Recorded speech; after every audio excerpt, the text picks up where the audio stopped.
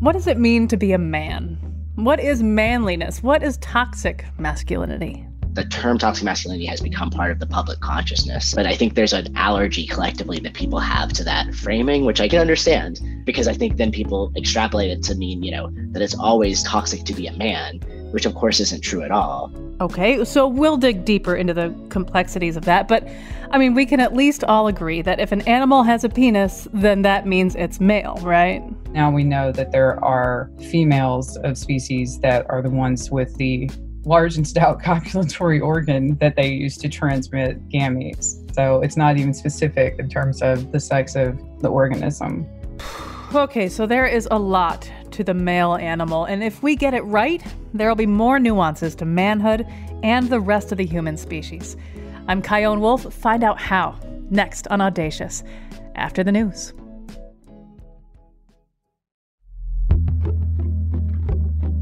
From Connecticut Public Radio in Hartford, this is Audacious. I'm Kyone Wolf. This hour, we're exploring the idea of toxic masculinity from a few different perspectives. Later, you'll hear from a journalist who writes how a certain body part on a man signals dominance and power, but it's not always that way throughout nature. And yes, we are definitely talking about the penis. But first, Thomas Page McBee is a journalist and author who's trans. He explored masculinity in his own life as he began taking testosterone, and you'll hear some of his biggest realizations about men and violence when he trained to be the first trans man to box at Madison Square Garden. To get started, I asked him to define toxic masculinity. I think it's a term that, in the years since I've been writing about this and talking to sociologists and developmental psychologists and so on, the term toxic masculinity has become part of the public consciousness. And it's not actually the term they use. They use hegemonic masculinity. And then the idea of being toxic is sort of it's not wrong in the sense that there's a lot of framings around the way we socialize men and boys that can then lead to behaviors that are harmful to ourselves and others. So from that perspective, yes, they can be toxic, but I think there's an allergy collectively that people have to that framing, which I can understand, because I think then people extrapolate it to mean, that it's always toxic to be a man, which of course isn't true at all. So just to take a step back and sort of explain how I came to even think about it, when I'm trans and when I transitioned medically when I was 30 years old, so this was back in 2011, as someone who was transitioning, I was thinking about being a man a lot. And I was, of course, very happy in my body and being a man, physically, because that's what really felt in alignment for me. But I'm also a person who lived in the world and experienced men in all kinds of ways, positive and negative. And I was troubled by a lot of the expectations I experienced sort of just walking around in the world, about what being a man seemed to mean to other people. Things like, good, quote unquote, and bad. So good for me, privilege, I was suddenly imbued with all kinds of privileges, especially at work. And then negative for me and others in the sense that my body became weaponized really quickly. And I was very just sort of conscious, even walking down the street, that I was a threat to people. So I feel in a very personal way, I got this education in the way in which we expect men to behave. And I mean, everybody expects men to behave. And I think that obviously we are now having a way of talking about that, and we're calling it toxic masculinity, but there's many ways to be a man. When we say that, we just mean certain kind of socialized behavior, certain ways we train boys to think about what being a man means, or men to think about what being a man means. And then sociologists call it the man box. So we sort of put boys and men in this box. And if you walk into a classroom with 10-year-old boys, which many sociologists and after school programs and that sort of thing have done this, and they just draw a box on the board and they say, this is the man box, what goes inside it? 10-year-old boys will tell you exactly what goes inside it. And what goes inside it, being brave, being strong, being stoic, not showing your emotions, all of those things, being aggressive. And then what goes outside of it, anything that you might call, quote, feminine, which has a lot to do with basic humanity, right. Emotional intelligence, empathy, being in touch with one's feelings.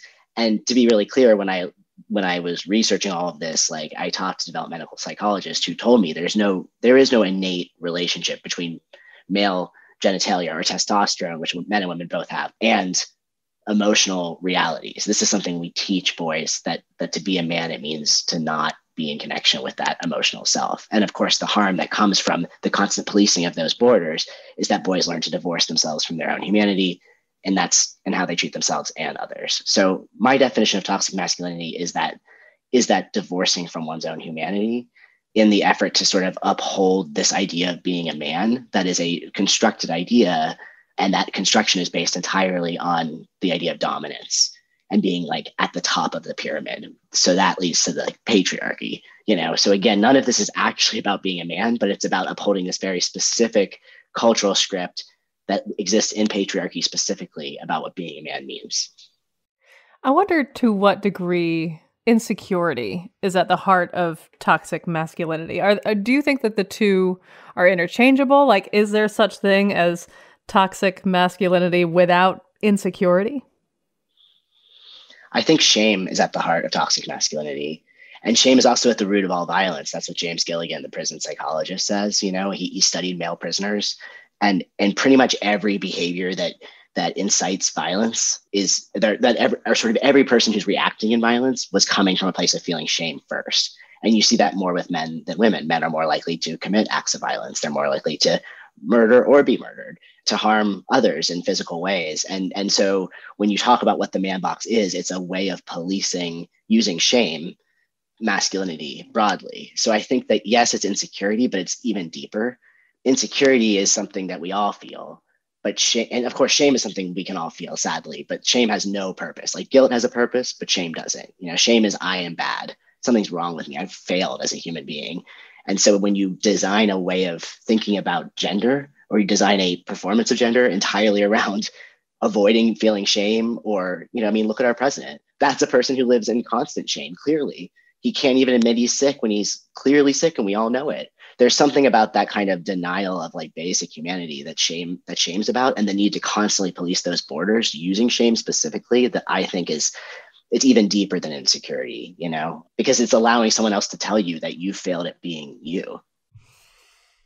Your book, Amateur, A True Story About What Makes a Man, is full of questions. The central one being, why do men fight? Why did you ask, why do men fight?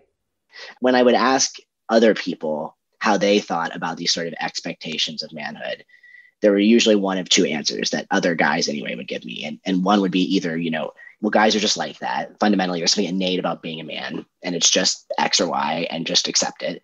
Or you're not that kind of guy. Don't worry about it. You can be different. Who knows why men do what they do, but you don't have to make those same decisions. So I think that was really profoundly unsatisfying. And I could feel myself becoming this kind of person, and I was like a professional adult and getting into these street fights, like not necessarily like, coming to blows and big violent attacks, but just like these moments with other men in the street that just felt so strange to me. And I couldn't figure out why that was happening, but it felt like the symbol of everything else that was happening. So that for me, it was more just like, that was the breaking point. Like I got into a very protracted argument with this man on the street, and it was violent and strange. And the truth was, like, I wanted to be in it. I wanted to be having this confrontation. I was mad. I was so mad and confused about what was happening. And I didn't feel like I had any of the answers I was seeking. I didn't feel like myself. And I just didn't know how to be in the world anymore the way I was behaving, And so when that happened, and I knew there wasn't an easy, obvious solution, I felt like maybe the solution could be literally asking the question, because I'm a reporter. So I knew how to do that. If I could just ask somebody and really try to answer that question, why men fight, why do men fight? Then I thought it would lead me to the other questions that I had. And if I could just collect the most basic questions I had about being a man, 8 or 9 of them, and truly report them out, I thought maybe I would get some actual answers. And so that's why I asked that question. But I also had this like instinct to viscerally experience the answer to that question. So I pitched to my bosses this idea of like joining a boxing outfit and learning how to fight in order to sort of to be around other guys who were doing the same thing. And I was especially interested in like white collar fighting, because that was like at the start of that. And I wanted to understand, why do men like me who have no reason to do this,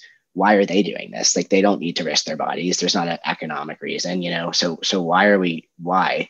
And I really wanted to ask that question, but in a way that was, I hope, non-judgmental, because I truly wanted to really get a sense of why we were all there and what drives men towards violence. And is there any way violence can be safe? Like, can you have a relationship to not just what your masculinity, but to other men, and to, can you be in sort of a safer container to explore these questions? So I was interested in boxing as a way to see. And also, as I went through my training, which was like 6 months long, before my fight, I really tried to just document every single question I had that came up in that process and report that out too. Yeah, each chapter is a question. One of them was, am I sexist? Yes, I was sexist, of course. The end. The book's over. I mean, kind of, in a way. I mean, it was sort of almost that simple, but it was very hard to come to that conclusion for me, because I was raised by a single mom. I was raised feminist. My background is queer. I have come from a lesbian community. I had always seen myself as an ally to women. And even though my own experience was more androgynous, I always saw myself as, you would probably call it non-binary now. We didn't have that language then, but I saw myself as always not fitting within the gender roles from the female perspective. I really connected to women and to equality from, gender equality from the very beginning of my consciousness. So I was shocked to find out that I was sexist. And the way it came about was that when I was training with this woman who'd been training way longer than me. And we were sort of like paired together from the beginning with our coach. And he really wanted us to like fight to spar, which physically made total sense. Like I had literally a week of training and she had a year of training, and we were basically the same size. Like, I'm not a big guy, so we were about the same size. It made sense, but within the context of the gym and being in front of all of these other men, I mean, there's like all kinds of norms understandably, about not hitting women if you're a man. And there are ways that you can be in the ring with a woman, but you're not supposed to engage in a real sparring situation. And she really wanted to spar me because she wanted me to get better. And that was really hard, because it meant if I sparred her, I had to be in front of all of these guys doing this thing that men don't do, which is a real threat to a lot of men's masculinities, and so sort of simultaneously while that was happening, I was at work, with my bosses and my other reporters, like talking through the story and trying to like think about the questions I had for the story. And I sort of simultaneously realized that there are a lot of ways I was behaving at work that were also maybe a little bit sketchy. Like, I didn't think so until I took a test about implicit bias, and I realized like there are many ways I was behaving with my colleagues and at meetings and so on that were really just taking the way I'd been socialized before and just transplanting it onto my current body and life. So like, if I was talking to other folks in a meeting and it was me and mostly women, I noticed that if we were all sort of talking at once, which is a kind of normal thing to have happen if it's all women, if I spoke, it's like everybody would just stop talking. And that happened all the time. And I thought, wow, I'm just so smart and great, and people think I'm so interesting. I didn't register what was really happening until I started to register it. And then I started really actually tracking, like, well, how often do I interrupt women versus how often do I interrupt men? How fast do I respond to emails if they're from my female colleagues versus my male colleagues? And I just started paying attention to all of it because I thought I was immune. And then as I was doing this reporting, I talked to, folks at Stanford who measure all this, and they were basically like, everybody has this bias. That's what, of course. And that's why, I mean, yes, of course I'm sexist, I'm working on my internalized sexism, because we all are. Of course we are. You wrote in your book about the Danish idea of masculinity, which is understood as not being a boy, versus the American understanding of it being more like not being a woman. That if feminine is the opposite of manly, then traditionally, quote, feminine traits seen in boys is bad. Yeah. And that's important, because if being a man means not being a woman, and we are so obsessed with policing what being a man means in this culture, then anything that we assign to being feminine, you have to eradicate from yourself, because then otherwise you're vulnerable to being told you're not a real man, which is also a construct that we have in this culture. And we tend to not use about women.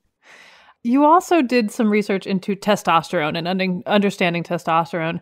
Some who maybe haven't done any research at all may instinctively say, well, the more testosterone you have, the more aggressive you are. But that's not quite right. No, it's not. It's fascinating. So the question of testosterone was what was sort of, for me, it was at the heart of my biggest fears when I was going into this project of trying to ask these questions, because I think what I was afraid I would find would be that would be just the truth. Like, you just take this hormone and you become a different person, And that the way you become different are all the things we associate with testosterone: aggression, violence, lack of sensitivity. I mean, obviously there's positive sides to these things I'm naming, like being assertive and that sort of thing. But I was pretty worried that I would just find out that it was actually this magical elixir that sort of turns you into a person who could be harmful just by taking it somehow.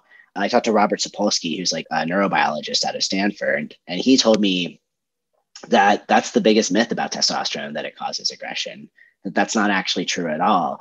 That they've done economic games, like studies, where the way you win the game is by being cooperative, and they've measured the testosterone levels of the men in the games, and the men with the highest testosterone levels are the most cooperative, and they win the games. And the reason that's true is because testosterone causes status seeking, Sapolsky told me.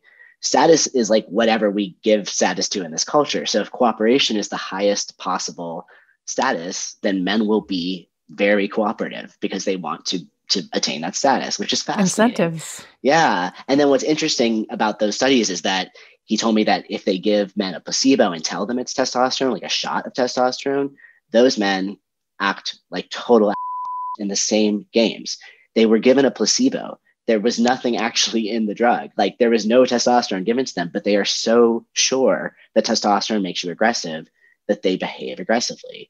I mean, there's an incredible amount of interesting research about testosterone, and there's an amazing book called Testosterone, the Unauthorized Biography by these two social scientists who like really deeply investigate the like way we have made testosterone into this thing that supposedly does so many different things that it doesn't do. It just doesn't. And of course, women have testosterone. Like this idea that it's a male sex hormone that only affects men and only causes aggressive behavior is literally a myth. It is absolutely not true.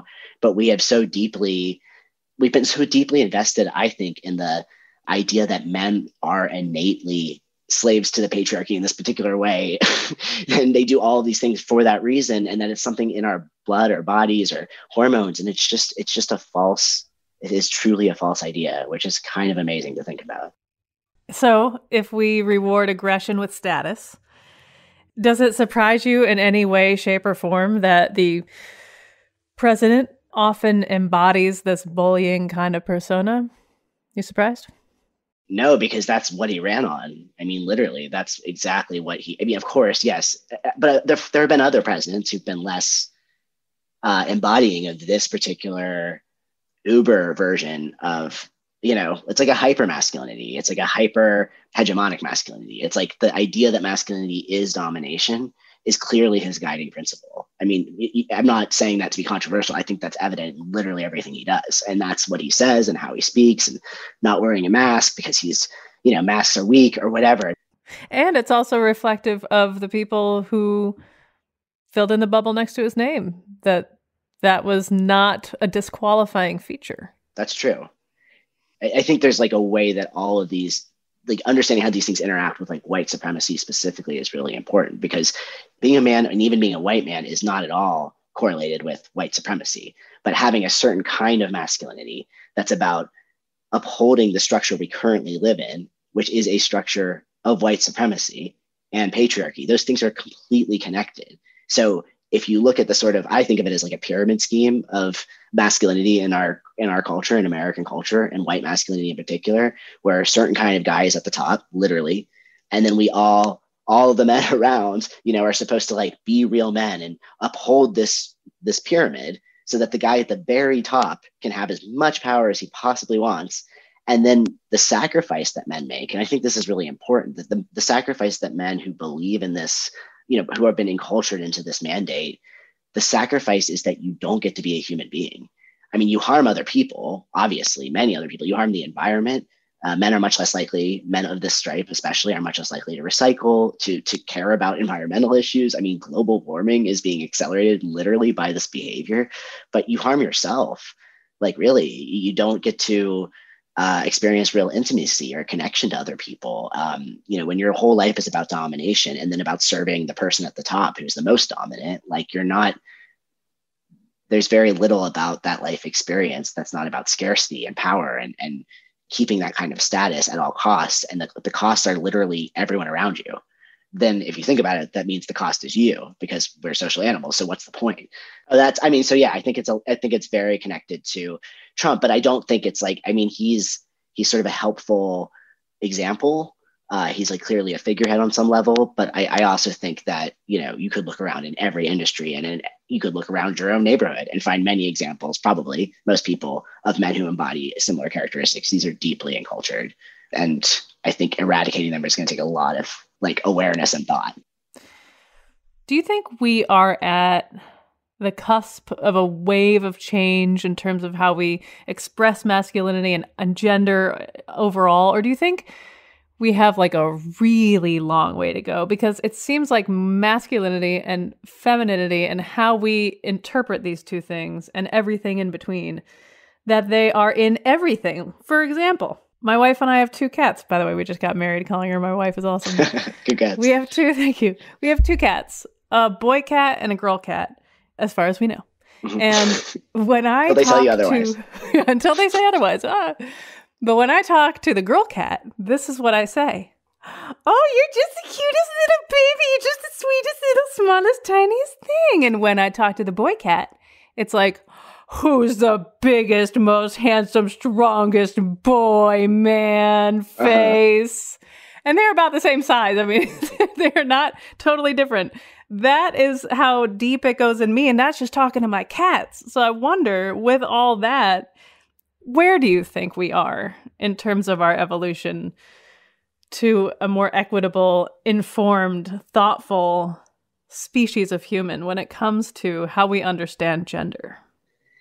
The problem isn't gender. The problem is the ways we are assigning power and constricting people based on gender identity, or giving people more based on gender identity. It's the dynamics. It's not the expression. The expression is what it is. We all have gender expression. And, with masculinity stuff, every researcher I talk to always emphasizes that. It's like step one is can we stop saying masculinity and say masculinities? Can we allow for an expansive understanding of what being a man means, and do it in a way that we're not suggesting that means diluting it to beyond recognition, which is the fear. I think part of why actually it's so hard to bring men into the conversation is because if you say, we all have a gender, it's all political and you're the one at the top, stop having so much privilege and like give your privilege away. It's like, well, that's not that enticing of an offer, Where's the incentive there, huh? Yeah. Like appealing to people's like just sense of doing the right thing, it's complicated. And if you're not having that lived experience, it's hard to even understand, I think, what people are talking about. But if you can understand you have a gender and you have a story that you've inherited about what your gender means, or if maybe if you're transitioned, you have a new story you've inherited about what gender means, but we all are working in these gender narratives. And it's truly about realizing that individually we have the opportunity to expand these definitions. And we can do it in so many ways, like in how we talk to kids and how we negotiate with our partners about things. It's like, there's so many moments in our lives. It doesn't have to be on some big stage, and it doesn't have to be some big transgressive way that you express your gender identity or anything. It's truly about realizing that gender exists and you embody it. And also you always have an opportunity to show people a new way to be that identity by even making very small, different decisions. You clearly have a sense of urgency to understand the world better, to understand yourself better, to be a better human being. And when people read your books, they'll start getting these clues as to what it looks like when you make that effort and what it sounds like to improve. What would you say to try to ignite that same kind of sense of urgency when we are 1 out of almost 8 billion people on the planet, and there's something so huge such as the patriarchy and our understanding of gender? Like, it all seems so big. Mm-hmm. And there may be people listening to this who are like, what am I supposed to do? Or worse, they don't think they're part of the problem. And by they, I mean any of us, regardless of our gender expression. So what would you say to ignite that urgency in your fellow humans? I think that the urgency is about, of course, our fellow human beings, because that's part of being a person. But I also think that it's in your self-interest, because you're getting harmed if those things are not happening. Even if you're at the top of the pyramid, if to stay up there, you've had to totally disavow everything about being a person, and this is your one life. I mean, that's the urgency. It's the one life you have. Is that how you want to spend it, really? like we're the link in the chain. I mean, that's the other reason. Like if you can think it all a little bit beyond your own lifetime, it's like whatever we do now will really change the course of everything else that happens. And sure, I'm one person, you're one person. I don't know how many people we're talking to in this moment, but like everybody has that kind of effect, that magnifying effect.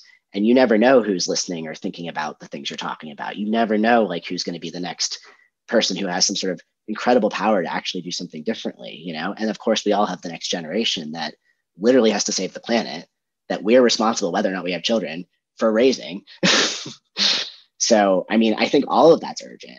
It's all urgent. We're not individuals just living our own lives completely separate from each other. We are part of some much bigger story, and we all know that. We just need to remember it. Well, Thomas Page McBee, thank you for talking to me. It was wonderful talking to you. Thanks for having me.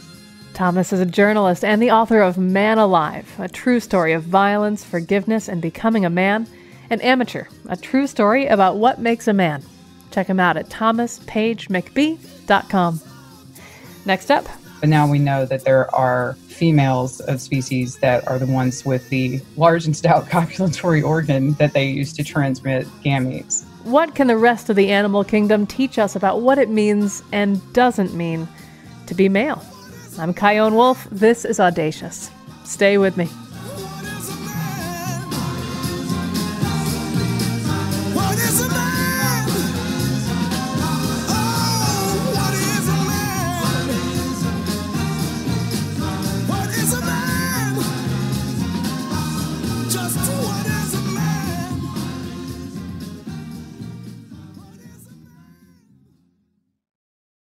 This is Audacious. I'm Chion Wolf.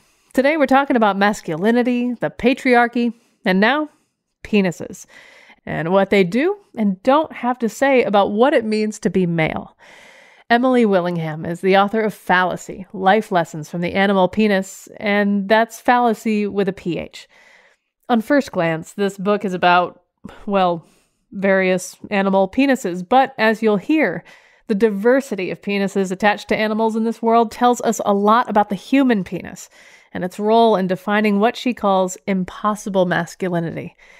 Emily gets our conversation started just as she begins her book, with the story of her first experience with a penis. And a warning, this story and this segment includes conversations about sex and sexual assault, and it contains some strong language. That was a summertime encounter at my grandmother's house.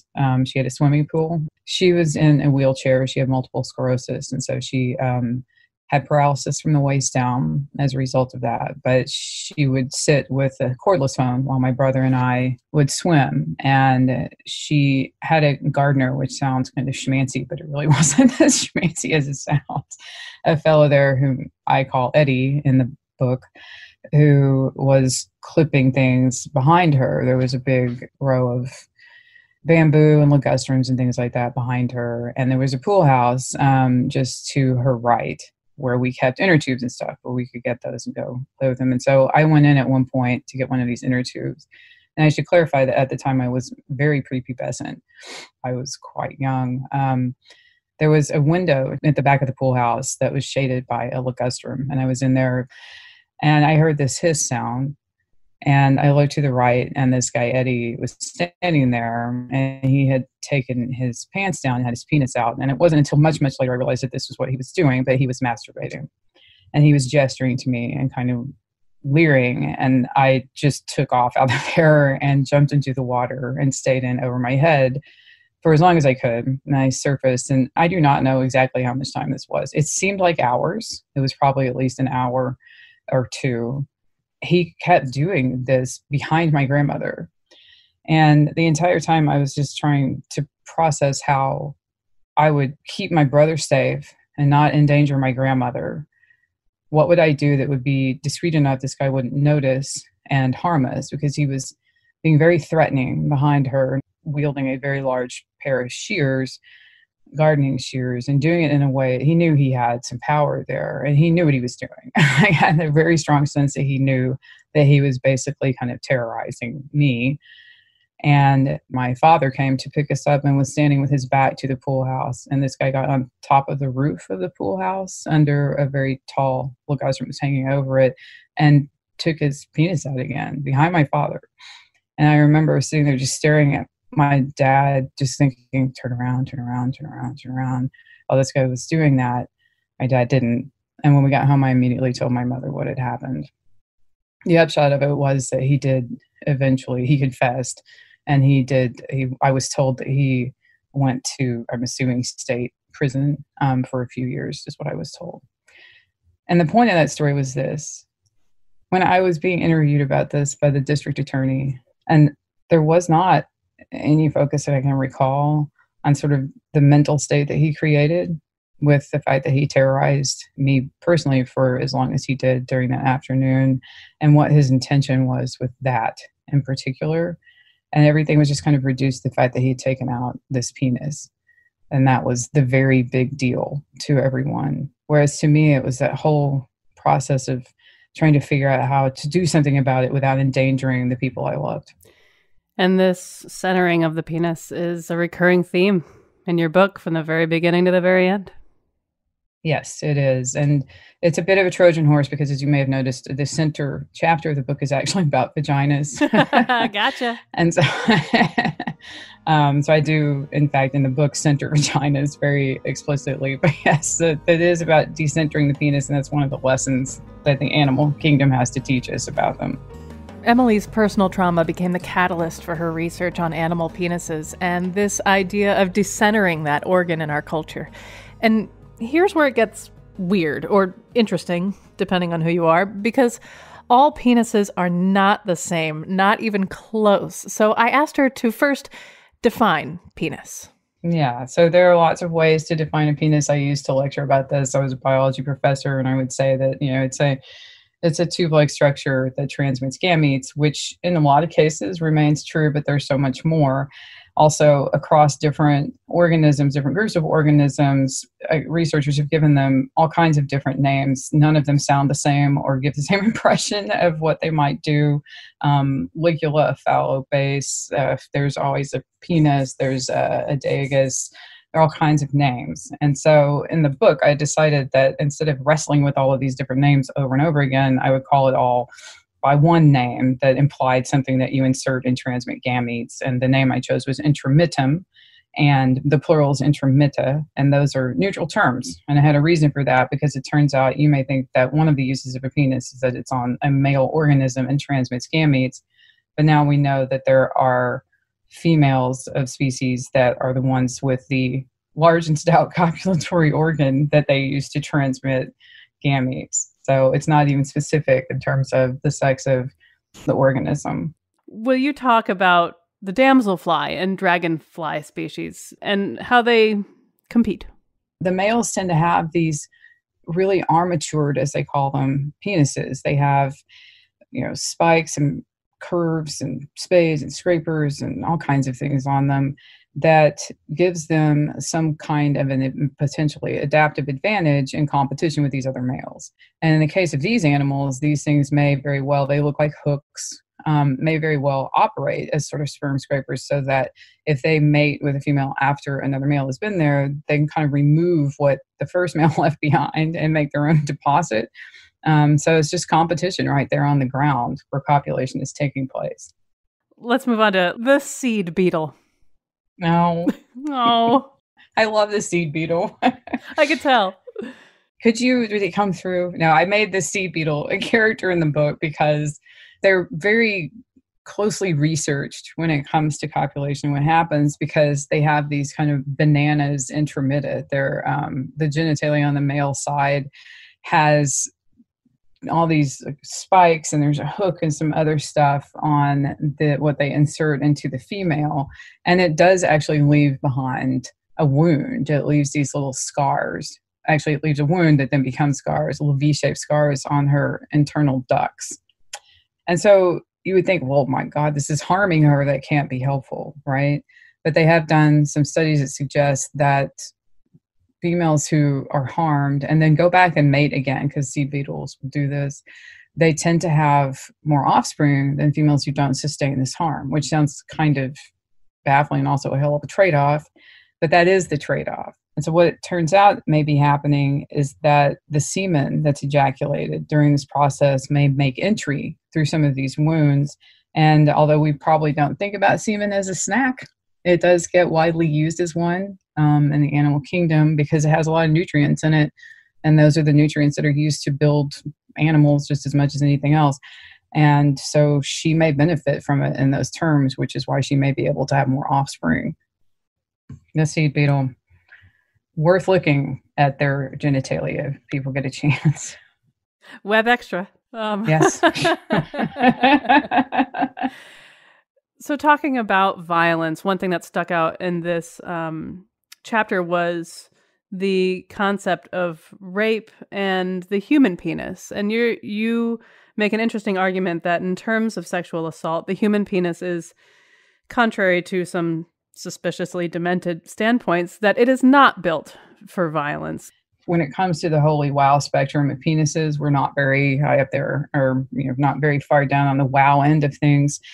And the pattern that you see across the animal kingdom is that the less adorned a penis is, the less that it has like the hooks or the scrapers or the spikes or any of those things, then kind of the more consensual the sexual process is and the less tension there is during the copulation. Our penises don't have any of these things. In fact, we don't even have spines on our penises that some other primates have. We don't have a bone in our penis that a lot of other primates have. We have actually gone down the road of losing adornments in our species. And that implies that we tend to have more consensual experiences with copulation, and that there is an expectation that you will check some boxes before you reach that point of intimacy. Okay, chapter 5. Now we're getting some female control. And you talk about the power and choice, not that the penis has over mating, but that the female has, and how some have had more say in their sexual evolution than they've gotten credit for. So what is it about ducks? So everybody talks about ducks all the time. They say, oh my gosh, ducks, and the ballistic penis comes out and they have what looks like forced copulation with the females, which I think it probably is. We didn't know what was happening on the female side of things until 2005, when Patricia Brennan, who is a professor at Mount Holyoke, was doing dissections on male ducks and looking at the vagina only at the top of the vagina of the females, because that's what they were looking to see what happened to the sperm at the end of the vagina. And she was like, what about the rest of the vagina? What's going on in here? And so she did take a look, and she was one of the first people, and certainly the first person to publish about it, to look at this. And she found that the vagina of female ducks who are subjected to this sort of ballistic corkscrew penis from the males themselves are corkscrewed in the opposite direction. They also can have cul-de-sacs where the sperm ends up going nowhere. And just some little tricks in there, some bells and whistles that give them a little bit of control over this forced copulation from the male. Normally, you would think that at least the male would gain some advantage from this rather than going through steps of intimacy and having a more consensual copulation with the female. But it doesn't seem to be the case. It doesn't seem to favor the males to do this. And so it kind of just comes across like ducks are great big jerks and they're just kind of aggressive in general. And that's what's going on. I would like to say 6 words that I never thought I'd say. Tell me about tick oral sex.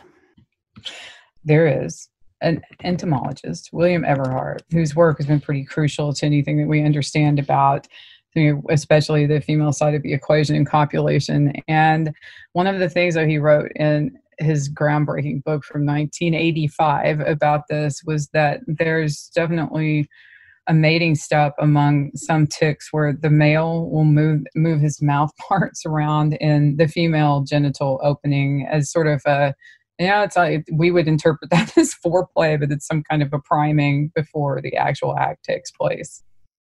The more you know. Yeah, the more maybe you didn't want to know. I don't know. Right. I know. Is there like a chime for that? Ding.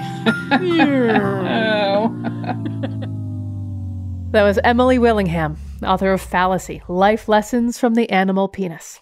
After the break, we turn to humans and explore not only where some traditions of masculinity started, but how we can change them for the future.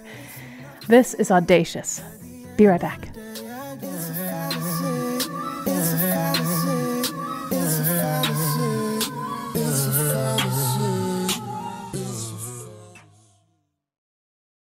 This is Audacious. I'm Chion Wolf. We're back with Emily Willingham, journalist and author of Fallacy, Life Lessons from the Animal Penis. We've been talking about how we human beings focus so intently on this part of the body that we fail to take into consideration the human being attached to it and the human beings that come in contact with it. And a note, this segment includes conversations about sex and sexual assault, and it contains some strong language. I asked Emily about the penultimate chapter of her book titled From Penis Free to Blurred Boundaries. There are, of course, human beings who are not born male or female, and the ways we treat people in between these binaries have massive consequences for them and us. Back in the middle of the 20th century, some researchers noticed that in the Dominican Republic and surrounding, noticed that there were clusters of children who were being born and they were raised as girls. But then at the time of puberty, they went through a process that resulted in traits that we associate with the presence of androgen hormones like testosterone or dihydrotestosterone.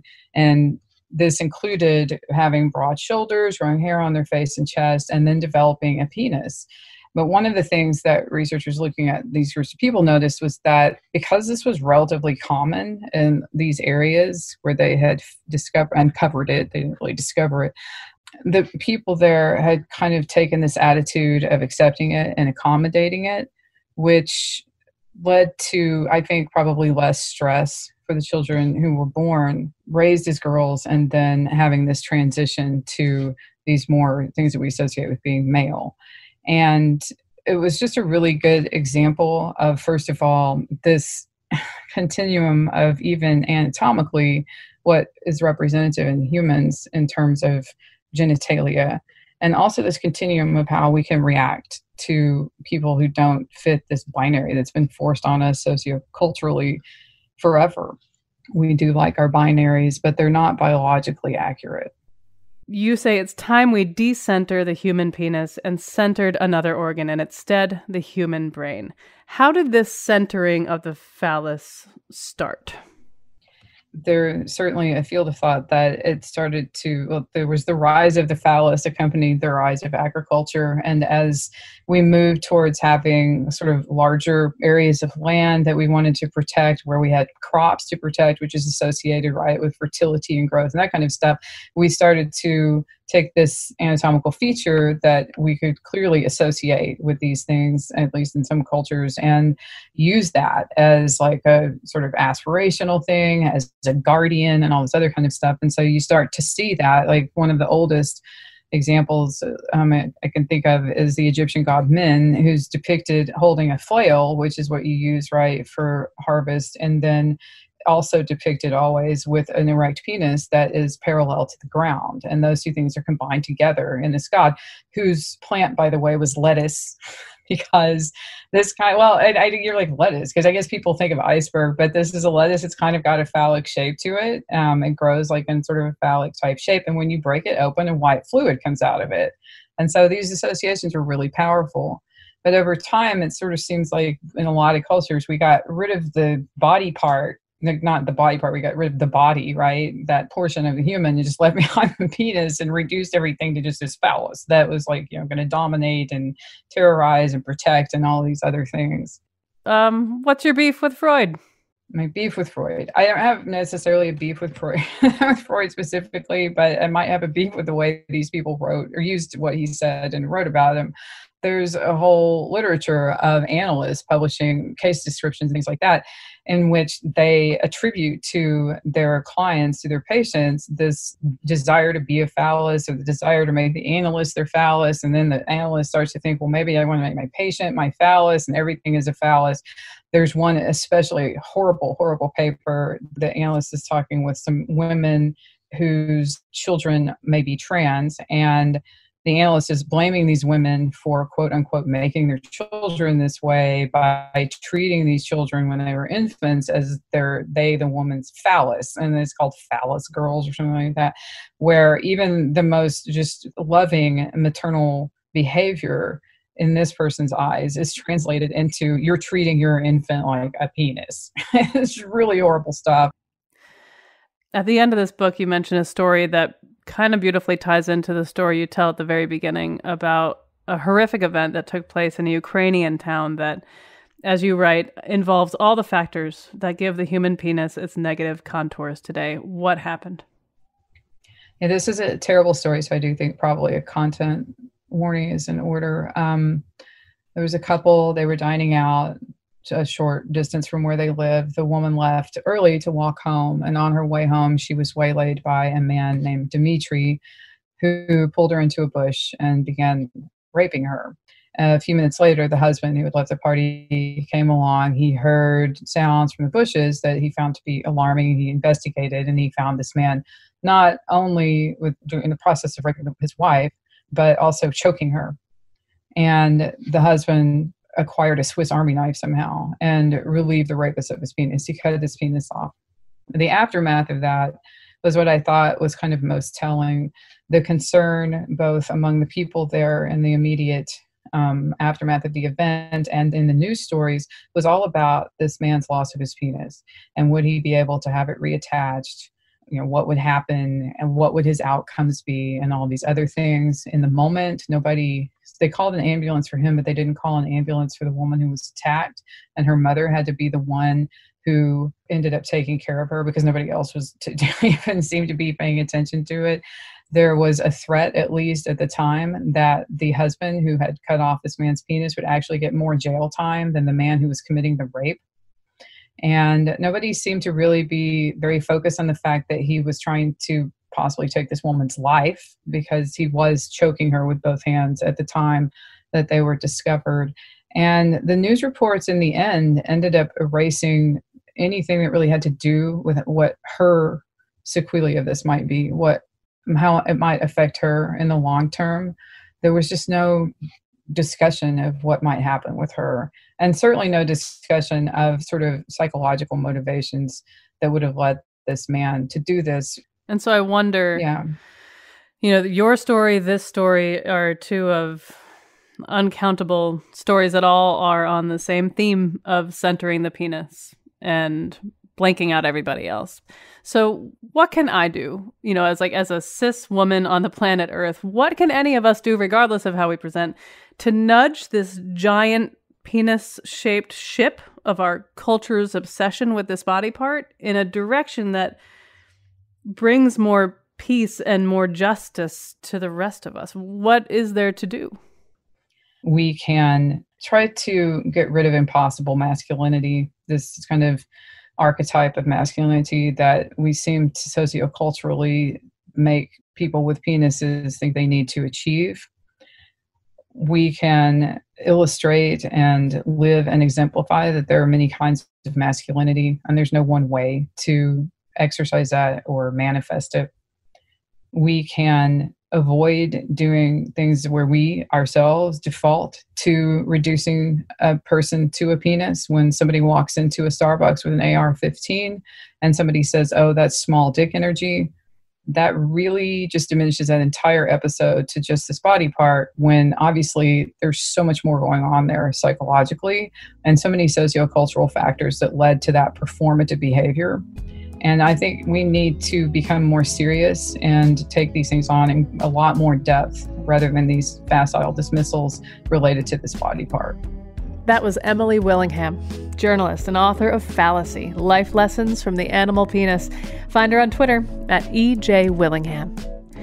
Audacious is produced by me and Katie Tolarski at Connecticut Public Radio in Hartford. To subscribe and listen back to previous shows about things like antinatalism, psychics, what it's like to be a meme, speech disfluencies, and life in recovery from drugs and alcohol, visit ctpublic.org/audacious. Send me your reactions and show ideas on Facebook, Instagram, and Twitter at Kyone Wolf. And if you've got thoughts about masculinity and gender, I really want to hear them. My email is cwolf@ctpublic.org. manhood.org, and online use the hashtag #AudaciousPublic. Thanks for listening.